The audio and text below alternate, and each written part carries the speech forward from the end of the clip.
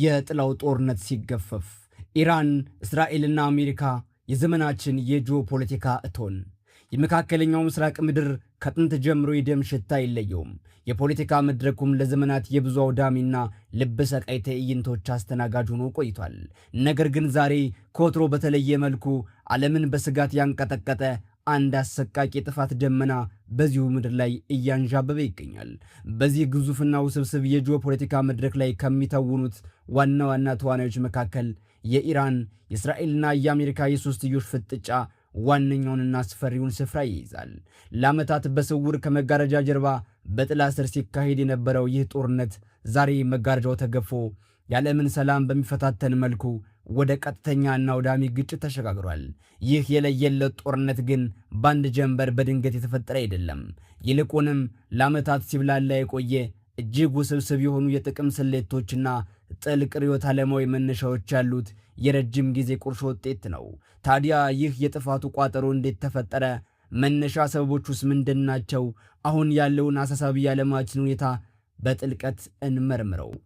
ታሪኩን ወደ ኋላ መለስ ብለን ስንቃኘው ከ1979 የኢራን እስላማዊ አብዮት መፈንዳት በኋላ ኢራንና እስራኤል በቀጥታ ጦር ሜዳ ላይ ተዋግተው አያውቁም ነበር። ጦርነታቸው የተሸፈነ እጅግ ረቂቅና በተዘዋዋሪ የሚደረግ የስለላና የውክልና ጦርነት ነበር።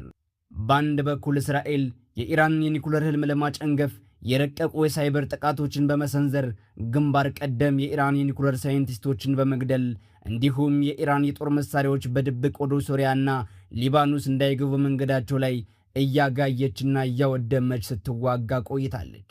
በሌላ በኩል ደግሞ ኢራን ቀንደኛ ጠላቷ የሆነችውን እስራኤልን ለማጥፋት ቀጥተኛ ወታደሮቿን ድንበር አቋርጣ ከመላክ ይልቅ ሌላ እጅግ አስፈሪ ስትራቴጂ ነደፈች። ይህ ስትራቴጂ በእስራኤል ዙሪያ የእሳት ቀለበት የማስነሳት ስትራቴጂ ነበር። ኢራን ይህንን ኔትወርክ የመቋቋም ዛቢያ በማለት ትጠራዋለች። በሊባኖስ ኃያሉን ሂዝቦላህን፣ በጋዛ ሰርጥ ሐማስን፣ በየመን በረሃዎች ሁቲዎችን እንዲሁም በኢራቅና ሶሪያ የሚገኙ የተለያዩ ታጣቂዎችን በከፍተኛ የገንዘብ ድጋፍ በዘመናዊ ወታደራዊ ስልጠናና በከባድ መሳሪያ በማደራጀት እስራኤልን በየአቅጣጫው ማፈንና ማወክ ጀመረች። ለዓመታት ሁለቱም ሀገራት አንደኛው ሌላኛውን ክፉኛ ሳያስቆጣና ቀይ መስመር ሳያልፍ ነገር ግን የየራሳቸውን የበላይነት በሚያሳይ መልኩ ያልተጻፈ የጨዋታ ሕግ ተከትለው በስውር ሲናናቁ ቆይተዋል። ነገር ግን ይህ ሁሉ የጥላ ስር ስሌት በጥቅምት 7ቱ የሐማስ ድንገተኛ ጥቃት ድምጥማጡ ጠፋ። አሁን ላለው ቀጥተኛና አውዳሚ ጦርነት ዋነኛው መነሻ ይኸው ክስተት ነው። ሐማስ በእስራኤል ላይ የፈጸመው ያልተጠበቀና አስደንጋጭ ጥቃት የእስራኤልን የማይደፈር የደህንነት ስነ ልቦና ከመሰረቱ አናግቶት አለፈ። እስራኤል ከዚህ የከፋ ጥቃት በኋላ አንድ ቁርጥ ያለና ትልቅ ድምዳሜ ላይ ደረሰች። ከእንግዲህ በድንበሬ ዙሪያ ኢራን የምታስታጥቃቸውን ቡድኖችዬ ነገም ሌላ ጥቃት ይጠብቀኛል ብዬ መኖር አልችልም አለችም። እስራኤል ይህን ስጋቷን ለመቅረፍና ሐማስን ለማጥፋት የጋዛን ምድር በቦምብ እያረሰች ስትገባ የኢራን ዋነኛ ቀኝ እጅ የሆነው የሊባኖሱ ሂዝቦላህ ከሰሜን አቅጣጫ በእስራኤል ላይ ጥቃት ጀመረ። የየመን ሁቲዎች በበኩላቸው በቀይ ባህር ላይ በሚተላለፉ ዓለም አቀፍ የንግድ መርከቦች ላይ ሚሳኤል ማዝነብ ጀመሩ። ይህ ሁሉ የተቀናጀ ጥቃት የሚዘወረው ከቴህራን መሆኑን ጠንቃ የምታውቀው እስራኤል ከእንግዲህ የችግሩን ቅርንጫፍ በመቁረጥ ጊዜ ማጥፋት የለብኝም፣ ይልቁንም ስሩን ማለትም ኢራንን ራሷን መምታት አለብኝ ብላ ወሰነች። ያ ለዓመታት የዘለቀው ያልተጻፈው የጥላ ስር ጦርነት ሕግ ልክ እዚያ ነጥብ ላይ ለዘላለም አከተመ። ጦርነቱ ከስውር የውክልና ግጭት ወደ ግልጽና ቀጥተኛ ፍጥጫ የተቀየረባቸው ተከታታይና ልብ ሰቃይ ታሪካዊ ክስተቶችን ተከታተሉን። አንደኛው የደማስቆ ጥቃት። እስራኤል በሶሪያ ደማስቆ በሚገኘው የኢራን ቆንሰላ ላይ ያነጣጠረ ድንገተኛ የአየር ጥቃት ፈጽማ ከፍተኛ የኢራን ጀነራሎችን ገደለች።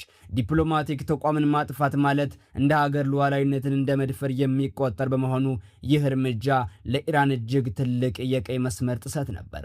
ሁለተኛው የኢራን የመጀመሪያው ቀጥተኛ ምላሽ። ኢራን ሉዓላዊነቷ በአደባባይ በመደፈሩ ዝም ካለች በአካባቢው ያላት ተሰሚነትና አስፈሪነት ወይም የኃይል ሚዛን ስለሚጠፋባት ብላ ትልቅ ውሳኔ ደረሰች። በታሪክ ለመጀመሪያ ጊዜ ከራሷ መሬት ተነስታ በመቶዎች የሚቆጠሩ ድሮኖችንና ሚሳይሎችን በቀጥታ ወደ እስራኤል ሰማይ ተኮሰች። ምንም እንኳን አብዛኛዎቹ ጥቃቶች በአሜሪካና በእስራኤል ጥምረት በአየር ላይ ቢከሽፉም ያ ለዓመታት የተገነባው ታሪካዊ የእገዳና የፍርሃት ግድግዳ ግን ፈረሰ። ሶስተኛው አዋራጁ የመሪዎች ግድያ። በዚህም አላበቃም። እስራኤል የሐማሱን መሪ እስማኤል ሃኒህን የኢራን የጸጥታ መዋቅር እጅግ በጠበቀው በቴህራን ከተማ እምብርት ውስጥ አግኝታ ገደለችው። ወዲያውኑም የሂዝቦላህን መሪ ሐሰን ናስራልን በቤሩት ደበደበችው።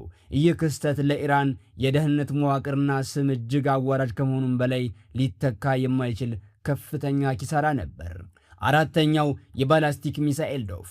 ኢራን የፈረሰውን ወታደራዊ መዋቅሯን ስም ለማዳንና እስራኤልን ካላቆምኳት እኔኑ ታጠፋኛለች በሚል ስሌት እጅግ የላቁና በጸረ ሚሳኤል ስርዓት ለማክሸፍ አስቸጋሪ የሆኑ በመቶዎች የሚቆጠሩ የባላስቲክ ሚሳኤሎችን ወደ እስራኤል ወታደራዊ ጣቢያዎች አዘነበች።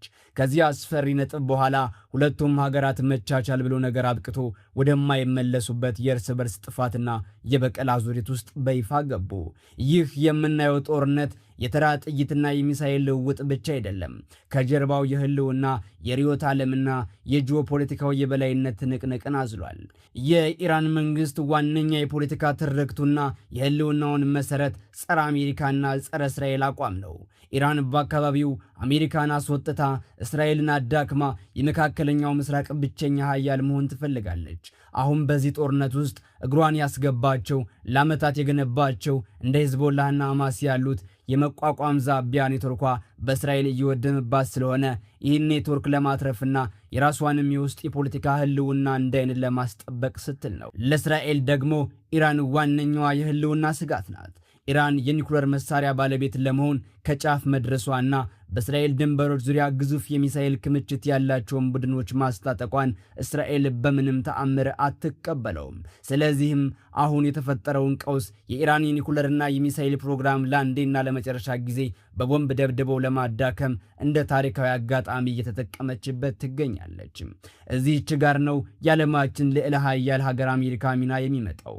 አሜሪካ እስራኤልን የመጠበቅ ታሪካዊና ስትራቴጂካዊ ግዴታ አለባት።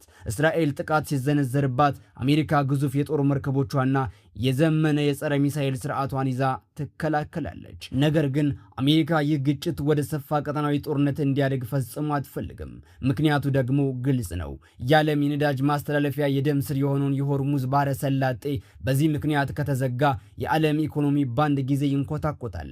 ስለዚህ አሜሪካ በዚህ ጦርነት ውስጥ የገባቸው እስራኤልን ለመከላከልና ኢራን ቀጠናው እንዳትቆጣጠር ለማድረግ ቢሆንም በተመሳሳይ ሰዓት ጦርነቱ ከቁጥጥር ውጭ እንዳይወጣና ዓለምን ገደል እንዳይከት እጅግ ጠባብና አደገኛ ገመድ ላይ እየተራመደች ትገኛለች። ያሁኑ የኢራን የእስራኤልና የአሜሪካ ፍጥጫ ተራ የድንበር ግጭት አይደለም። የዓለምን የኃይል ሚዛን የሚፈትን ታሪካዊ አውዳሚና ወሳኝ ክስተት ነው። መሪዎቿ በተለይም አዲሱ የኢራን አመራር ከውስጥ የኢኮኖሚ ውድቀትና ማባላት ካቃጠው ህዝብ ተቃውሞ፣ ከውጭ ደግሞ ከእስራኤልና አሜሪካ የጦር መሳሪያ ጋር እጅግ አስፈሪ ጫና ውስጥ ይገኛሉ። በዚህ እጅግ ውጥረት በነገሰበት ሰዓት ከየትኛውም ወገን የሚደረግ ማንኛውም የተሳተ ስሌት ወይም ኢራንን ድንገት የኒኩለር መሳሪያ ባለቤት መሆኗን ማወጇ ጦርነቱን ከመካከለኛው ምስራቅ አድማስ አሻግሮ የሶስተኛው የዓለም ጦርነት መነሻ ሊያደርገው ይችላል። ያ ለዓመታት ሲቀጣጠል የነበረው የጥላ ስር ጦርነት ዛሬ በጥይት ሩምታ፣ በሚሳኤል ዶፍና በደም ጎርፍ መድረኩን ተቆጣጥሮታል። ተዋንያኑም ቢሆኑ የመጨረሻውን የጥፋት ካርድ ከመምዘዝ ወደ ኋላ የሚሉ አይመስሉም። መላው ዓለምም እያንዳንዷን እርምጃ ይህን አሳዛኝና ልብ ሰቃይ የጂኦፖለቲካ ትዕይንት ትንፋሹን ውጦ በስጋት እየተመለከተ ይገኛል። የነገው አድማስ ምን ይዞ እንደሚመጣ ጊዜ ብቻ የሚመልሰው የዘመናችን ታላቅ እንቆቅልሽ ሆኗል።